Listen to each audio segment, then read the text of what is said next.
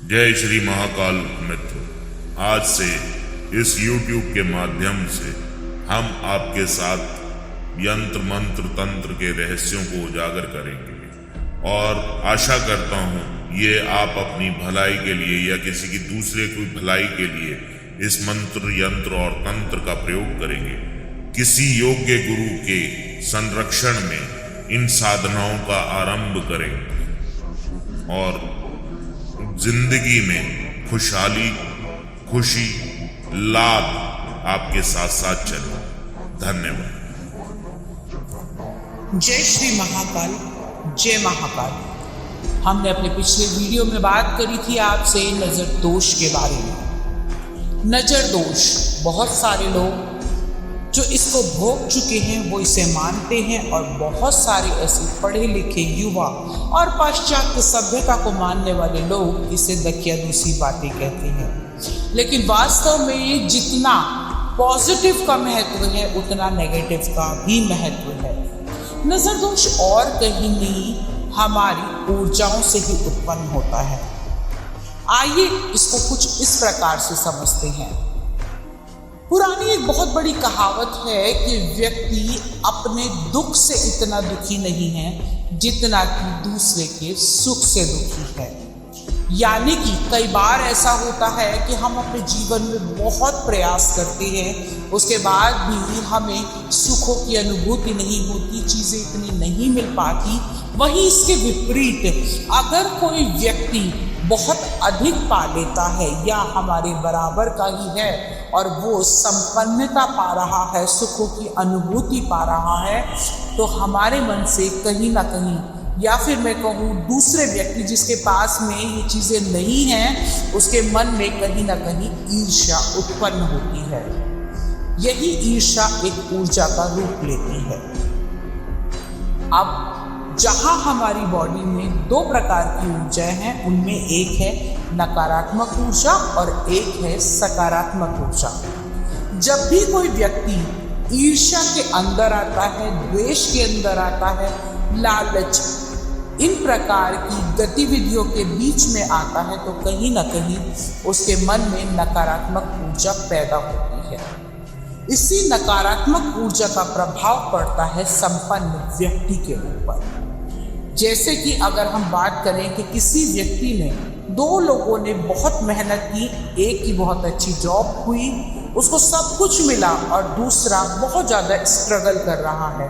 अगर उसको वो चीज़ें नहीं मिलेंगी तो सामने वाले के प्रति उसके मन में द्वेष और ईर्ष्या उत्पन्न होगी, जिसके कारण कहीं ना कहीं अनजाने में ये नकारात्मक शक्ति का प्रभाव उस व्यक्ति पर पड़ेगा जिसके पास में सभी धन संपत्ति है। लेकिन क्या आपको ये पता है कि यही नकारात्मक ऊर्जा कई बार इतनी ज़्यादा हावी हो जाती है कि व्यक्ति के कामों में अवरोध पड़ने लगती है, व्यक्ति की खुशी का हनन हो जाता है, चाहकर भी वो सारे सुखों की अनुभूति नहीं प्राप्त कर सकता। मकान है लेकिन रहने का सुख नहीं, संतान मिली है लेकिन कहीं ना कहीं उसे दुख बहुत अधिक है।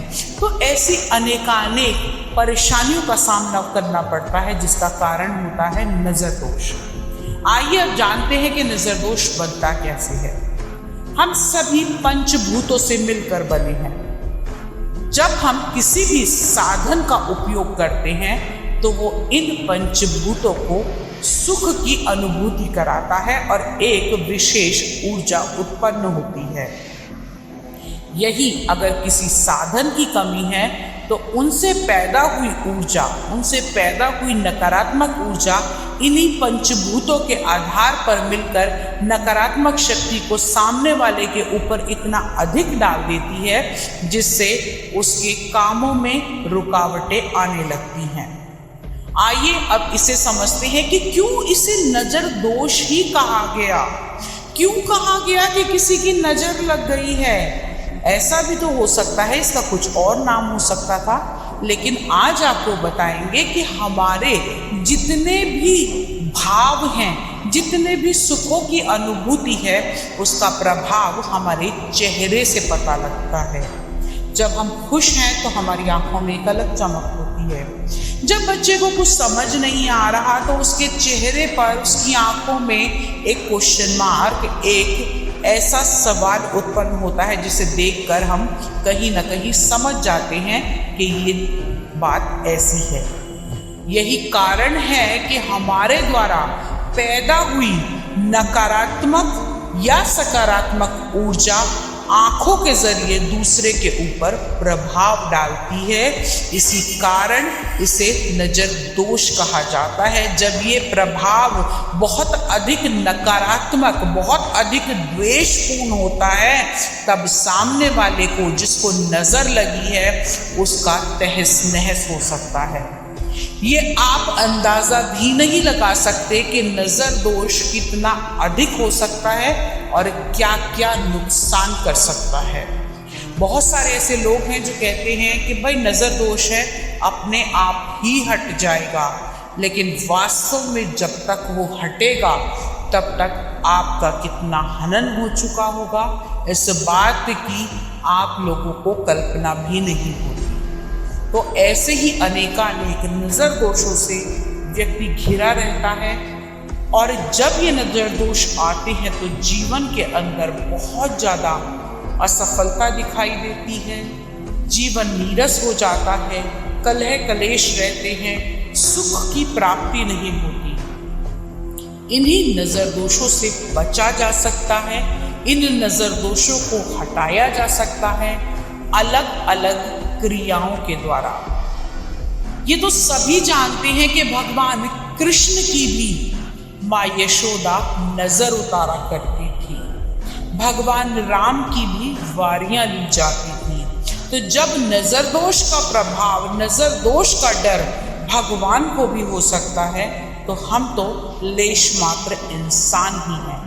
तो इस नजर दोष से आप भी मुक्ति पा सकते हैं। अगर आपके जीवन में कोई ऐसी समस्या है, कोई ऐसी परेशानी आ रही है जिसके कारण आपको ऐसा महसूस हो रहा है कि शायद मैं इस सुख का भागी हो सकता था, अचानक ही मेरे काम बिगड़ने शुरू हो गए, तो आप हमारे अगले वीडियो ज़रूर देखें जिसमें हम आपको बताएंगे कि नज़र दोष से कैसे कैसे मुक्ति पा सकते हैं और नज़र दोष किस किस हद तक और किस किस प्रकार का हो सकता है। जय माँ काली, जय काल भैरव।